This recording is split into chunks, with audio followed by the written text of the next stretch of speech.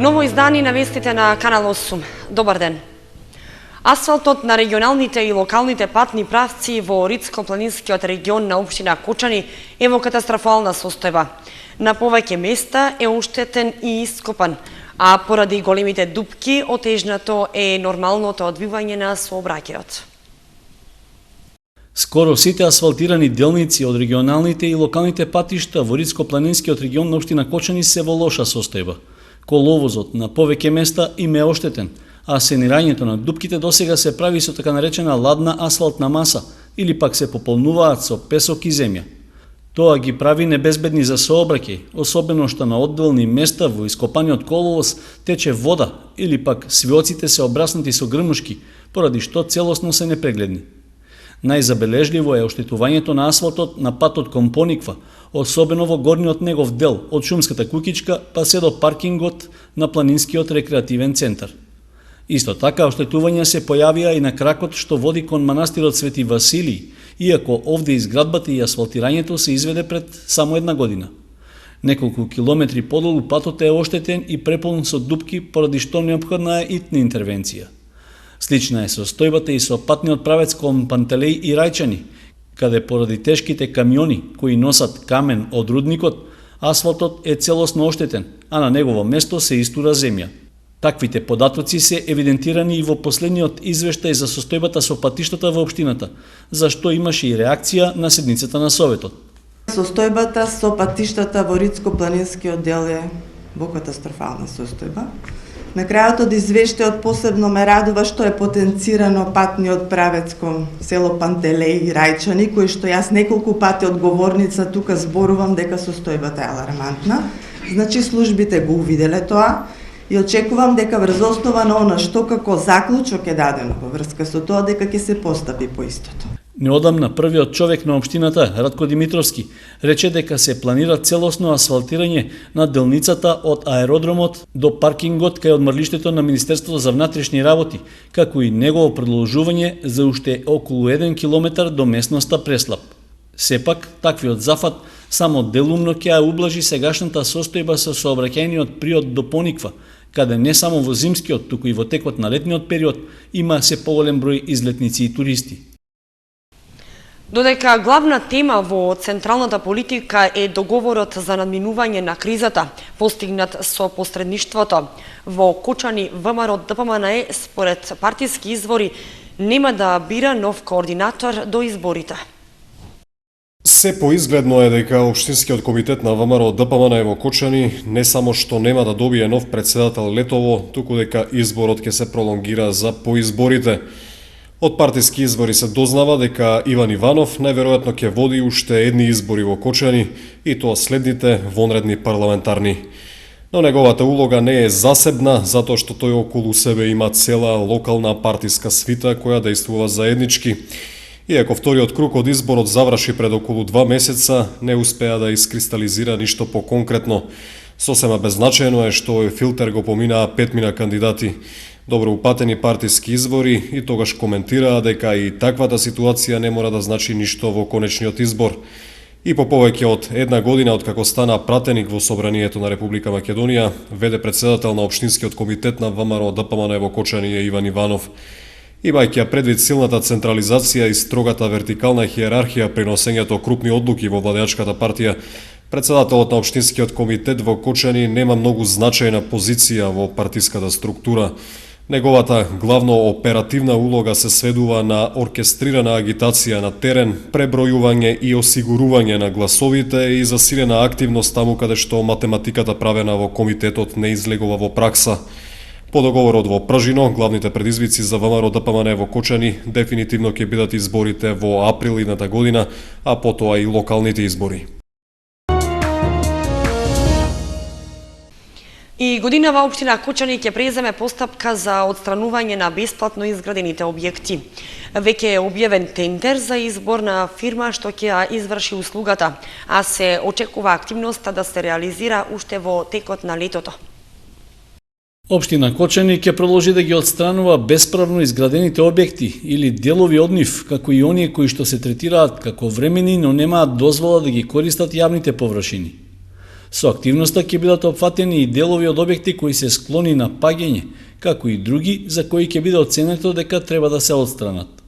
За оваа намена ќе бидат потрошени близу 7.000 евра, што ќе бидат исплатени на фирма што ќе се ангажира за извршување на уривањето и отстранувањето. Ваквата постапка доаѓа како резултат на законските одредби, според кои сите објекти за кои не била започната постапка за легализација или пак не ги исполнувале условите за тоа, неопходно е да бидат отстранети. При спроведувањето на постапката, општината е обврзана да ги запази сите законски обврски, согласно кои треба да бидат јавно објавени решенијата за отстранување на бесправно подигнатите објекти. Потоа треба и лично да се информираат сопствениците за крајните рокови до кога сами иницијативно би требало да ги отстранат диво изградените или бесправно поставените објекти. Општината веќе распиша тендер за избор на изведувач на услугата за отстранување или уривање, на кои заинтересираните можат да се пријавуваат до почетокот на идната недела. Се очекува доколку постапката помине без проблеми, активноста за отстранување да започне уште во текот на летниот период. Општина Кочани планира да набави нови канцелариски столови за вработените, за што ќе се потрошат близу 4.000 евра. Деновиве заврши огласот за јавна набавка, па се очекува инвентарот да пристигне на почетокот на есента. Општинската администрација во Кочанската локална самоуправа наскоро ќе се поднови со дел од работниот инвентар. За потребите на вработените во процедура е набавка на 70 нови канцелариски столови, што треба да им обезбедат подобра удобност додека се наоѓаат на своите работни места. Во општината испланирале за оваа намена да се потроши максимална сума од над 237.000 денари, односно во просек по околу 50 евра за стол. Постапката за набавка е започната, односно пред 2 дена заврши јавниот оглас за избор на понудувач, пошто треба да следи разгледување на пристигнатите пријави и понудената најниска цена. Тоа значи дека е можно крајната сума да биде нешто пониска од првично планираната, но со оглед на типот на столовите што се бараат, веројатно нема да има големи отстапувања. Со тоа од наесен се очекува вработените да седнат во новите канцелариски столови. Како што е нагласено во техничката спецификација, се работи за вртливи столови со висок потпирач, изработени од висококвалитетна пластична маса, обложена со тврд полиуретански огнеотпорен сунгер, што е анатомски обликуван. Се бара тапецирањето да е со еко кожа, а секој стол да има синхрон механизам со неколку позиции на заклучување, според тежината на корисникот. Со ребалансот на буџетот на општина Кочани, што беше усвоен во мај, предвидено е за набавка на опрема и машини да се потрошат нешто повеќе од 4 милиони денари. И општина Чешиново Облешево ќе го реконструира јавното осветлување. Со проектот за кој веќе е потпишан договор, постојните живини ќе се заменуваат со современи LED светилки. Современо и економично јавно осветлување ќе добие и општина Чешиново Облешево, за што ќе користи средства од странски фондови. Преку програмата за зачувување на природата што се реализира со поддршка од Швајцарската агенција за развој и соработка, одобрен е проектот замена на постоечки конвенционални со нови современи LED светилки. Со него се планира да се опфатат најпрометните сообраќајници во општината, односно улици во населените места Облешево, Чешиново и Уларци. Според изработениот план, ќе се работи на главната улица, односно на делот од магистралниот пат А3, што поминува низ Облешево во должина од 1 километар и ја дели населбата на 2 дела. Таму постоечките 125 и 150 ватни живини светилки ќе бидат заменети со нови современи LED светилки од 50 вати. Исто така ќе се опфатат и делови од улиците Здравко Нацев и Блаже Ефремов во селото Уларци, на која меѓу другото се наоѓа и основното училиште. Овде постојните ќе се заменат со LED светилки од 36 вати. Во Чешиново пак, нови светилки ќе добие сообраќајницата од магистралниот пат до влезот на населбата. Сегашните натриумови светилки од 250 вати ќе се заменат со LED светилки од 50 вати. Со проектот за реконструкција на јавното осветлување во општината Чешиново Облешево се планира да се намали потрошената електрична енергија на месечно и на годишно ниво. На тој начин, локалната самоуправа ќе ги намали месечните трошоци за улично осветлување за 60 до 70%. Исто така, ќе се намали и емисијата на стакленички гасови, односно на јаглерод диоксид во воздухот, со што ќе се обезбеди дополнителна заштита на животната средина. Ќе се намалат и трошоците за одржување, Бидејќи лед светилките се карактеризираат со долг работен век од 50.000 работни часови. Освен тоа, тие не трепкаат и не создаваат бучава, а емитуваат светлина што е најблиску до дневната и има најдобар индекс на бои, со што се обезбедува подобра средина за живење и движење. Координатор на програмата за зачувување на природата, преку која ќе се реализира целиот проект, е домашната компанија Фармахем во партнерство со организацијата Helvetas Swiss Intercooperation. Чешиново Облешево е втората општина во регионот во која ќе се прави поголема реконструкција на јавното осветлување. Откако претходно општина Кочани потпиша договор вреден 850.000 евра со белградската фирма Минел Шредер за замена на 3125 светилки на целата територија на градот и во централното подрачје на Оризари.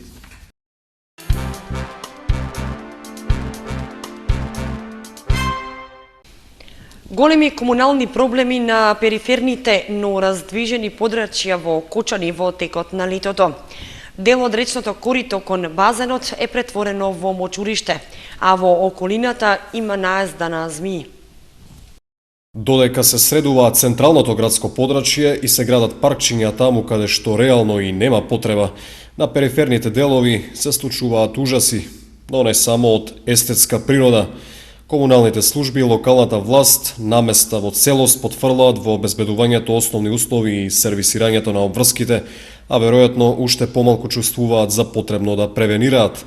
Оваа состојба е перманентна и минатите години жители на улицата Лазар Андонов алармираа дека околу речното корито се вгнездуваат змии и гуштери, а околината е како природна средина за нив.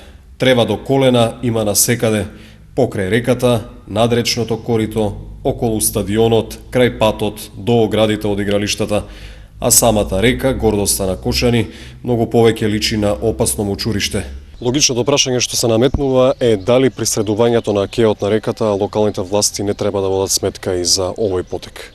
Претерувањето не е сојузник на здравата критика, но безбедноста и сигурноста секогаш имаат примат.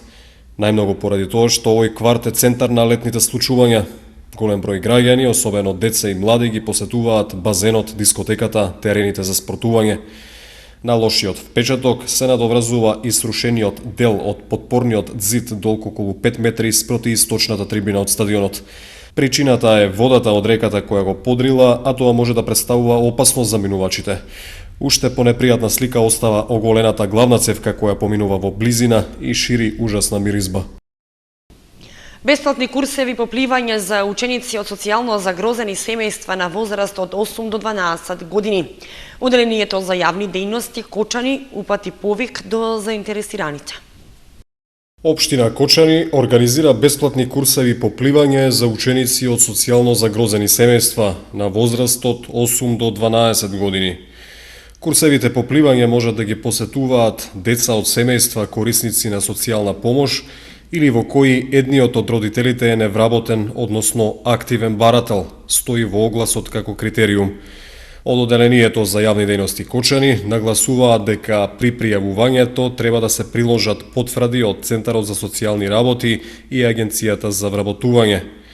Пријавувањето е до 24 јули во едношалтерската канцеларија во општина Кочани. Часовите по пливање ќе се организираат на градскиот базен во месец август со инструктори за пливање.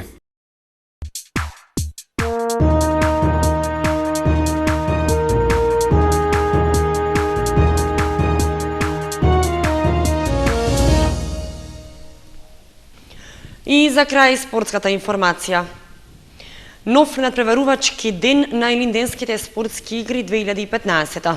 По второто коло, по групи, полека се издвојуваат фаворитите. Во вторникот на Илинденските спортски игри Чешиново 2015 се одиграа уште два надпревари. Во првиот од попладневниот термин во 17 часот се сретнаа Крупиште и Балканска. Надпреварот заврши со резултат 1:0, додека во 19 часот игра екипите на Чифлик и Жиганци, кои ремизираа 1:1. По досегашните одиграни надпревари, во дел од групите веќе се издвоија фаворитите на овогодишниот турнир. Во втората група, како првопласирана, се зацврси екипата на Бања со 2 победи во исто толку надпревари.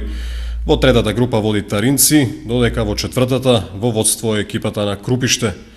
Со надпреварите што ќе се одиграат в четврток, полека ќе почнат да се кристализираат работите и во првата група. Среда е слободен ден на Илинденските спортски игри. За в четврток повторно се поместени два надпревара. Во 17 часот се среќаваат Бања и Кучичино, додека во 19 часот играат Спанчево и Карбинци. Петок е државен празник и слободен ден на игрите во Чешиново. Надпреварите, како што беше и претходно информирано, продолжуваат викендот.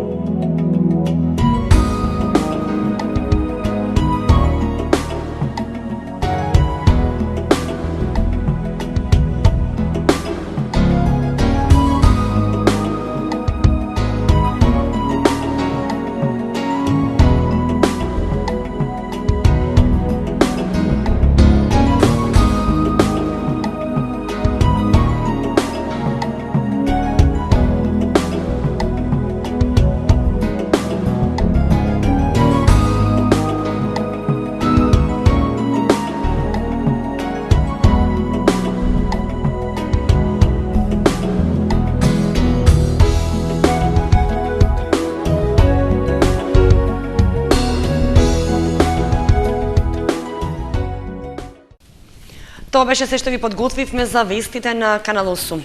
Имајте убава вечер.